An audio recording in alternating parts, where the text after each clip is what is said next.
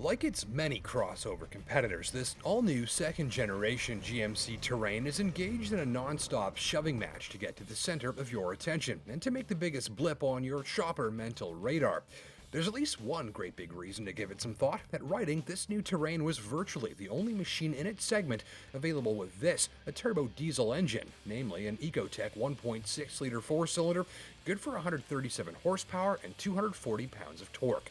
There are two four-cylinder turbocharged gas engines available too, with up to 250 horsepower if you like.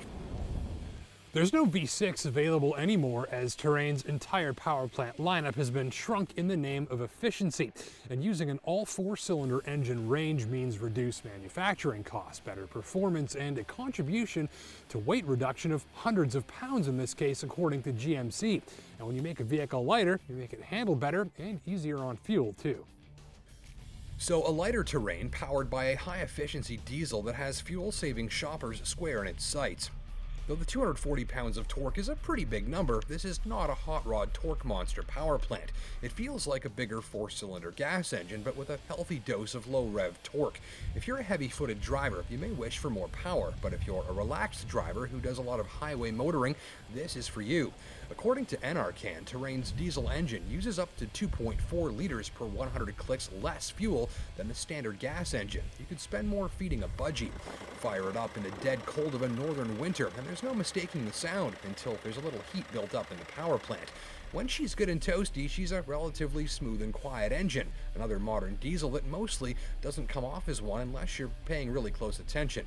And with all that torque, you're up to speed with just a touch of throttle, and downshifting of the 6-speed automatic is rarely required to get up a highway hill.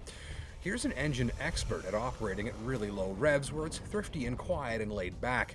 If you still think that diesel engines are noisy, clattering soot factories, a quick test drive of this one will set you straight, and I can confirm it fires up without using the block heater down to about 27 below, but any colder, you'll want to be plugging it in. With a good set of winter tires and an all-wheel drive system that knows what it's doing, drivers should expect no issues with traction. The all-wheel drive engages full power to both axles all but instantly and responds quickly to changing surfaces. Put simply, the system knows what it needs to do and does it quickly and invisibly. When traction is plentiful, unlike today, you can even turn the all-wheel drive off to save on fuel.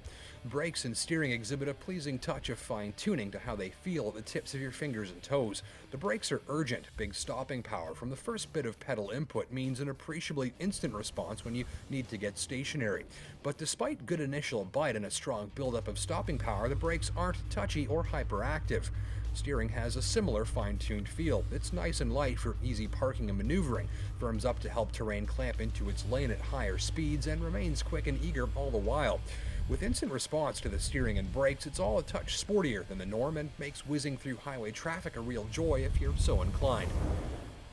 If you drive a crossover because you find them to be safe and secure and sturdy, then you are going to like how this feels. Ride quality is consistently good with a consistently durable feel even on really lousy roads, and thanks to that new lighter but way stronger body, Terrain feels rigid and dense and substantial at all times. You can often feel the rigidity of the structure of this thing as you drive around. The new cabin, dark mostly, formal looking, and with most of the right materials in most of the right places. Since GMC is a pickup brand, it's no wonder about all the thick, chunky accents and controls and shapes inside. I'd say it's a really manly looking cabin, and don't miss the nice bit of stitching on the seats and dash and the fairly logical control layout.